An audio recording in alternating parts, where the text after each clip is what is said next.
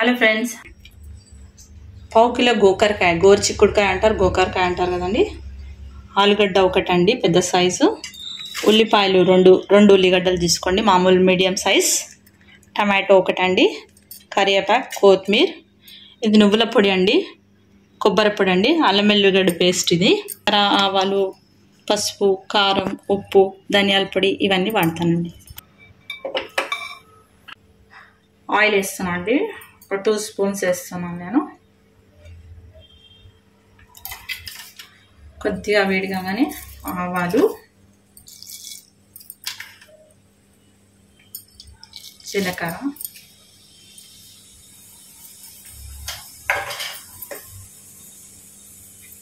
కరివేపాకు, ఆనియన్,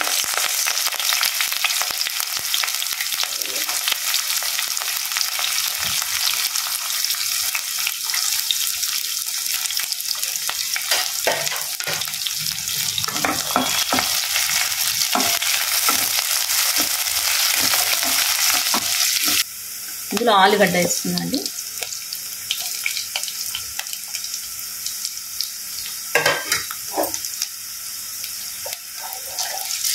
ఇంకా నేను గోకరకాయ కూడా వేస్తున్నాను.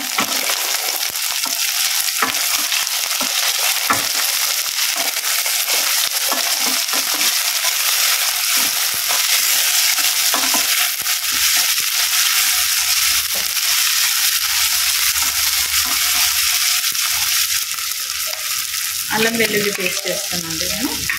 వేస్తున్నానండి.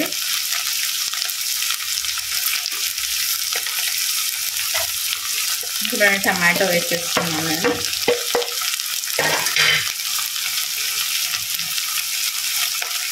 కొద్దిగా సాల్ట్. కొందరు ఈ డిష్ని ఆల్రెడీ గోకరకాయని ఉడికించుకొని పెట్టుకొని మరలేస్తారు, అలా కూడా చేయొచ్చు, ఇలా కూడా చేయొచ్చు. కాకపోతే కొన్ని సందర్భాల్లో ఇలా చేసుకుంటే మీకు టేస్ట్ ఇంకొంచెం ఎక్కువ ఉంటుంది, ఎందుకంటే ఇది ఆయిల్లోనే కుక్ అవుతుంది కదా.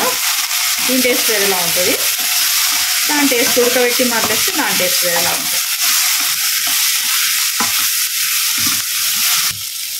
నేను ఇందులో వాటర్ యాడ్ చేస్తున్నాను అండి.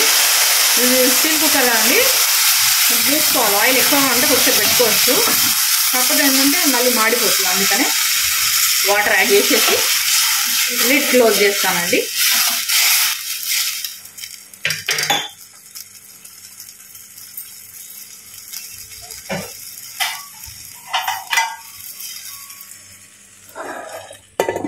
లిడ్ క్లోజ్ చేస్తున్నాను.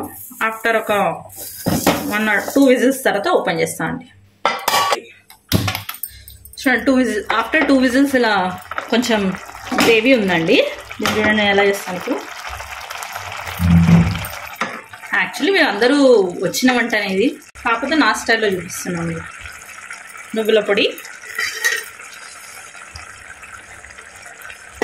కొబ్బరి పొడి, కొత్తిమీర,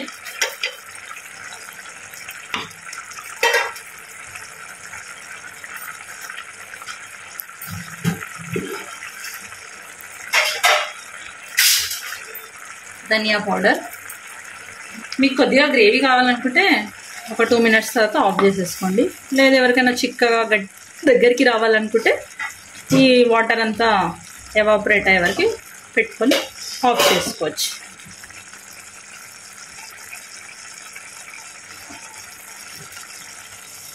చూడండి, గోకరకాయ ఆలుగడ్డ కర్రీ రెడీ అయిపోయింది. అంటే గ్రేవీ మొత్తం దగ్గరకు వచ్చేసింది కన్సిస్టెన్సీ. ఇంతవరకు అయితే మనం పెట్టుకోవాలి, ఎందుకంటే కలుపుకోవడానికి కూడా బాగుంటుంది. గోకరకాయ ఆలుగడ్డ రెడీ.